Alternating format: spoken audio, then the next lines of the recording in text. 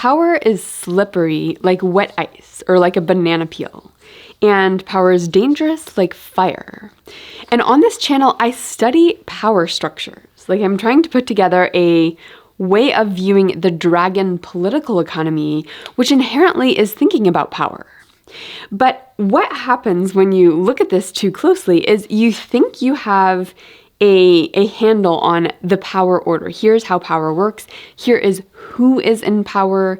Here's the power structures in general.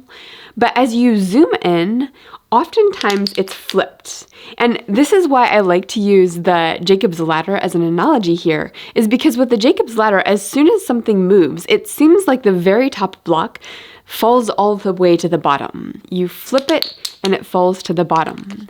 And that's kind of like the way power structures work when you look at them deeply, is they're so paradoxical that you can't entirely get a handle on them. And what I've come to believe in studying these things is that if you don't grapple deeply with the slippery nature of power and the paradoxical nature of power, then you set yourself up in a way of thinking that is doomed to become tyrannical itself.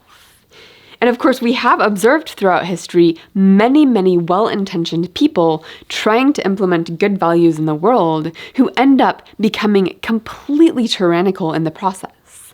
So I think this is going to be one of the things to keep coming back to as I lay out my series on the dragon political economy and as I grapple with the power structures we live underneath.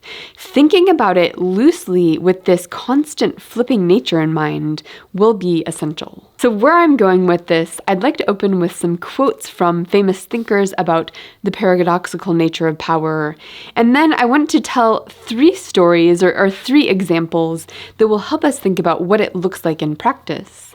And then just what is power? How do we think about what is the nature of that thing? And then why is power slippery? Starting with some quotes from the greats. James says, "Obeying nature, we command her." From the Tao Te Ching, we have, "A leader is best when people barely know he exists. Of a good leader who talks little, when his work is done, his aim is fulfilled, they will say, 'We did this ourselves.'" Foucault says, "Where there is power, there is resistance." And we'll unpack that one in a minute. Hegel says, "In political life, as everyone knows, extreme anarchy and extreme despotism naturally lead to one another. Pride comes before the fall. Too much wit outwits itself." And all of this relates to coincidence oppositorum, which is McGilchrist's way of coining a term that captures the reality that seemingly opposite things not only coincide, but they're necessary for one another to exist. And our current way of thinking tends to think of opposites as mutually exclusive, and he's basically saying, no, the fabric of reality actually has opposites working in tandem in many ways. Now let me give you 3 situations that will capture the paradoxical nature of power. And the first of these is going to be the curious bureaucrat who walks into a warehouse meeting of revolutionaries, where these revolutionaries actually do accurately see some of the problems in the power structures in society. They see oppression and they see dynamics that are invisible to people sitting in positions of power, like our little bureaucrat. Now, who is our bureaucrat? Our bureaucrat could be a corporate bureaucrat or a government bureaucrat. But either way, he sits on these board meetings. He's maybe he's not the very top, maybe he's not the CEO or not the head of a bureaucracy, but rather somebody like right underneath that who maybe has some sway with the CEO or sway with the leader. So this bureaucrat does have power in general in society, but in this warehouse, in this particular space where the revolutionaries are drumming up support and shaking their fists at the injustices that they see accurately in society, in that space, the power roles are reversed. And the way those revolutionaries treat that curious bureaucrat who walks in the door very vulnerably in this situation, that's going to be indicative of the way they will use power. Do they suddenly use that energy against to degrade that bureaucrat, to put that bureaucrat in its place? Do they have this pent-up desire to flip the script on power, and is that manifest in the way they treat the curious bureaucrat? in this situation. My next image of power flipping is going to relate to the schoolyard bully and his friend group. So the basic setup here is you might imagine a group of 6th grade friends where one of them starts to bully another one of the friends. They start to make fun of the way they dress and just poke at and tease that one person, even though everyone can kind of tell it's really bothering the victim of the bullying. You could say in this situation that the bully has power. And indeed, if the group does not stand up to the bully, or if nobody stands up to the bully, then that actually validates the bully's power. And yet, if we have a hero in the group who starts to stand up against the bully, at this point it becomes a little power battle between the hero who says, "Don't say those mean things to that person," and the bully who might start to bully the person who's standing up, saying, "Oh, you're just like them, you're just," whatever insult comes to their minds. And really, who wins that power battle will depend on the group and the way the group responds. The group gets to determine which of these people wins. Are they more scared of the bully turning on them? Are they more principled in backing up this hero? And let's say that this story plays out well and the group supports the person standing up to the bully. At that point, the bully suddenly goes from having power to, in many ways, not having much power at all because they've just been put in their place in the group. And that seems like a wonderful happy ending to the story, and it kind of is, except for we might imagine this hero, and suddenly they have more power in the group because people appreciate what they did, they respect what they did, and oftentimes that hero really likes that feeling of both power and living out his values in a really good way. The problem is if he seeks more of that, if he's like, yeah, I want to do more of this, setting things right in the group, standing up to injustice, I want to do more of that, what can happen is they can start to seek that out in moments where it's not really appropriate. They can start to become the police of the group and turning every little infraction into something that needs to be put in its place. And at that point, the hero turns into the bully. So the roles have once again flipped. So you can see the constant flipping nature of power based on this example. And this can happen at a much larger scale as well. So our next mini story is going to be the story of the Flippening. And this term comes from this book, The Network State. And the basic idea is that oftentimes you have the establishment or the right, and you have the revolutionaries or the left, the people who are critiquing power. Once the revolutionaries actually gain power, like they point out injustices and get enough people behind them, they actually move into that establishment role themselves. And once they establish themselves in power, they become the new right. So you have the left becomes the new right, and of course the people who opposed those revolutionaries, they're now disempowered, so they become the new left, the new people who want to change power. And yet oftentimes when this happens, the revolutionaries who have gained power and are now in the establishment role, they still use the language and the rhetoric of revolutionaries. And so there's this irony about what's going on. The left is the new right, is the new left, and this dynamic happens over and over and over in this flippening. So what exactly is power? And the simplest definition here is going to be power is the ability to influence other people, their actions, their belief, their conduct. Another definition is that power is the ability to define the terms of a relationship, where that one's helpful because power inherently is relational. It's between two people or between groups of people, and so both definitions, I think, can be of use. And power moves in relationships both at the most individual level, interpersonal relations, at the intermediate level, like at the workplace, power in a small group dynamic, and at the most macro level, where it's systems of power, economies, and structures of that sort. And power can either be coercive or persuasive, where coercive power can either be the carrot version or the stick version of coercion. So use of monetary incentives is a type of coercive power, and here we might think of paying a kid to mow the lawn, whereas the more the stick version of that is threatening to withhold the kids' allowance if they don't mow the lawn. So coercion can be both enticing and also threatening. And persuasive power, of course, is the ability to compel people according to their own desires and their own impetus that they want to do something for you.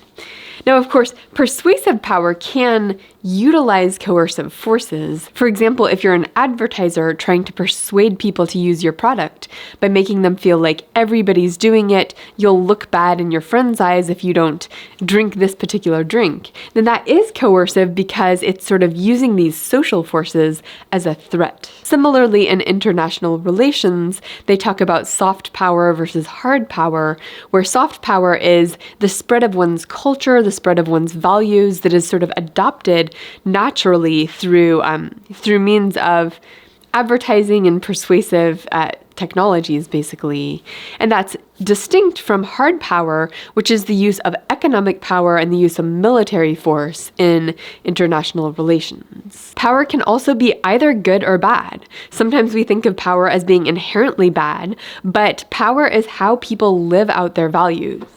So if you wanted to start an eco-village that was going to do amazing things for the environment and to form beautiful human communities, you would have to persuade people to join your endeavor. In the current system, you would need money to get started with some of the physical things that you would need to buy to set up that ecosystem. So power is how people live out their values. But of course, if people are living out their values in a way that conflicts with other people's values and tramples on other people's values and other people's rights, then it's obviously going to become a bad thing, as it did with the bully situation I set up to begin with. And power can either be legitimate, where people recognize that person has a right to exercise power based on our current societal mythologies, or it can be illegitimate. And you could think of a 4-quadrant thing where you can have legitimate power that is bad, where someone was legitimately elected and people recognize their right to do that, but most people recognize they're not using it in a way that is edifying to the population. And similarly, there can be types of power that are not legitimate, but that people recognize actually that person who doesn't have a right to do that is fixing some wrong. And of course, it can be tricky or impossible to determine, is this particular use of power good or bad?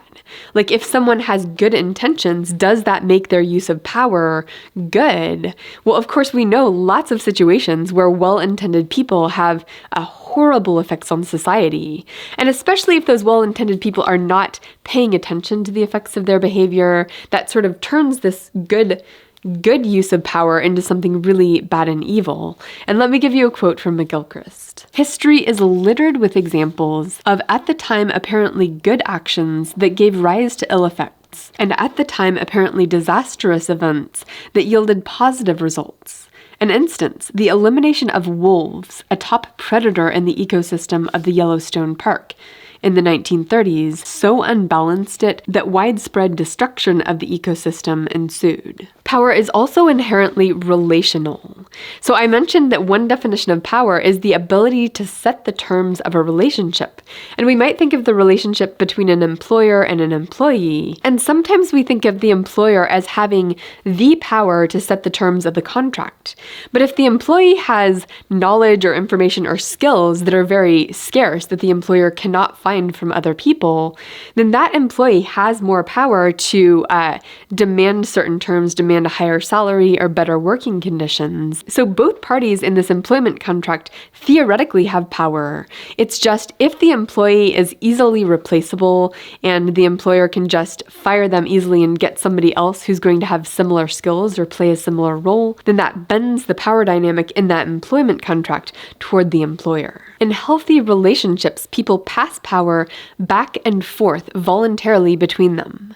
So you might imagine a healthy marriage. You might have the wife is going to advise her husband on how to handle the neighbor. That's him allowing her a little bit of power in this situation and him doing so voluntarily. And the next day she might allow him to make the final decision about which lawnmower they buy or something. She's giving him the power to do that. So power is handed back and forth naturally. In a healthy relationship, this would ideally be in balance and in accordance with the needs and desires and particular personalities of each member of that relationship. And even in romantic relationships, it's not always as straightforward as people sometimes think. For example, in his book, The Science of Trust, John Gottman is looking at relationships. He studies marital relationships and predicts which ones are going to eventually lead to divorce. That's his area of research, area of expertise. And he says, actually, a lot of times power dynamics, they may seem like one person has the power in a relationship because that person always determines what restaurant they go to on their dates, or in public, that person always seems to be the decision maker or be the spokesperson for the relationship. But oftentimes when you zoom in and look closer at the relationship, it's really that perhaps if the husband is the one who seems like the dominant partner, the one to have more power, behind the scenes, the wife may be actually the person who's feeding into what he says in public. Or it could be that she just doesn't care about what restaurant they go to, but in the areas she does care about in their household, she is really the one that he defers to. So oftentimes when you look at power relations, it may look different from the outside than it does from the inside. Which is definitely not to say that there aren't unhealthy power dynamics in relationships. There definitely are such unhealthy relationships. It's more like it's not always as straightforward as it seems. Power is also not exactly a thing. And this kind of goes along with the title of this book I'm obsessed with, The Matter with Things. There's multiple meanings here, but I think this applies well in this situation where we tend to think of power as being a thing people have, and they have it as definitively as I have this Jacob's ladder, they have it. But in fact, no one actually has power, and they do not actually figure out what they can do with whatever power they may or may not have, whatever potential power might be in existence. They don't find that out until they actually try to use it. So as an example, we might imagine a boss who decides they want to implement this weekly pep rally at work where people dress up and we're going to have pajama day and a crazy hair day and we're going to just get people involved. So the question is, does the boss have the power to do that? And the boss doesn't really know actually until they show up on the day of the first pep rally and see how do people react. And the weird thing is, it depends not only on the charisma of the boss, which of course might make them seem like they have power, but also the charisma of other people in the group. It could depend on the mood of people in the group. Maybe somebody just woke up on the wrong side of the bed the day of the pep rally and they show up and they have kind of a negative attitude. We all kind of know that kind of negative attitude, eye-rolling, sneering, can spread throughout a population. And if people are not on board for the pep rallies and the dressing up, then the power the boss might have had, that potential power, cannot get manifest. And this leads us into the question of, why is power slippery? And I want to pull out some basic principles that are behind this fact, where the first one relates to our boss in the pep rally situation, where power depends on the context, the specific relational context, the specific moment when it is trying to be enacted for it to actually come into being. And because context includes mood and what people ate for dinner and the particular relationships at play in any given moment, it cannot be known ahead of time whether a person has power. You really have to attune to the specific situation to know, is there power at play right now in this context? And power in context was a big factor in our revolutionary warehouse with our curious bureaucrat, because of course it was the context of that warehouse and the social context that was getting people riled up for the revolution in the warehouse. That was what flipped the power dynamics. It wasn't the inherent nature of who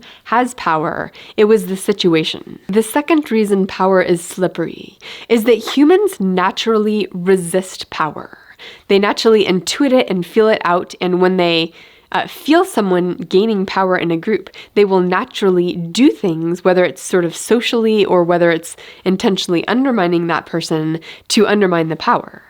And let me give you a Foucault quote. "Power is tolerable only on condition that it mask a substantial part of itself. Its success is proportional to its ability to hide its own mechanisms." And when we hear that, we kind of know the reason for that is people's natural resistance to power. But this actually becomes the third force that is going to make power slippery. It's the fact that power is more powerful when it's hidden, means there are going to be forces at play that are trying not to show themselves if you want to understand power. So the third force behind the slippery nature of power is the relationship between hiddenness and power. The fourth thing here is also going to come from Foucault, so let me read you his quote. "Where there is power, there is resistance." So yes, power's dependence on resistance is going to make it slippery. And what does this mean exactly? We might consider a scenario where we have protesters and the police and a showdown between those. So we might imagine if the protesters do something and the police use force to shut them down, then for one, that feeds the power of the police and the establishment by showing everybody, actually, if you go against our rules and our will, then we have the power, we have the guns and the force to set that down, to put you down. So that actually, the resistance has actually demonstrated the power of the police in a way that may actually play out in the advantage of the regime moving forward by making people more afraid to speak up against the regime. So that would be a case where we're tipping the balance of power toward the existing regime. However, when people see the police use force, and especially if it's used against people that most people are like, wait a second, the revolutionaries actually have some good points, and those good points are being stifled by the power of the police, then you're delegitimizing the regime a little bit in a way that could actually sort of work its way into people's hearts, where people are kind of like, actually, this regime is using power unjustly. And if that takes seed in people's hearts, then it actually goes against the power of the regime and toward the cause of the protesters. And this is how resistance and power sort of work together and can move together as opposites that cohere, as this notion of coincidence oppositorum.